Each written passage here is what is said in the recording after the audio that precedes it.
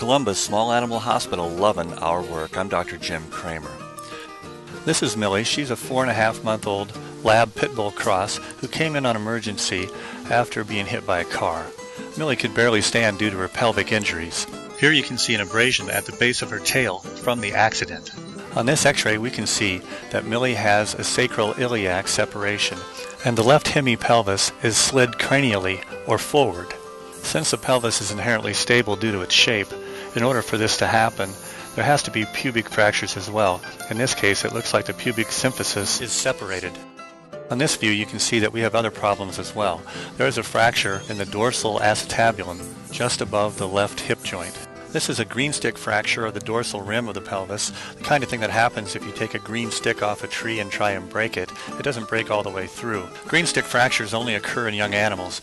In fact, I had one myself when I was in 5th grade when I fell off a horse and broke my arm. Once we reduce the sacroiliac separation and stabilize it, it will realign the pelvis and restore its integrity so the pubic fractures can heal. We also expect that the green stick fracture would heal without further intervention.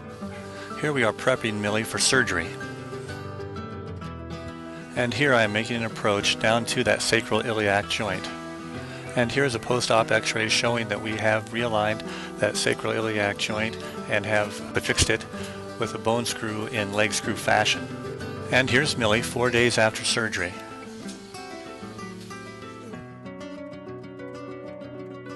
And here she is 6 days after surgery. She's not walking completely normally, but doing very, very well, especially considering all of the pelvic fractures that she has. We've restored that pelvic integrity, allowed her to be mobile, so that her joints can form normally as she grows.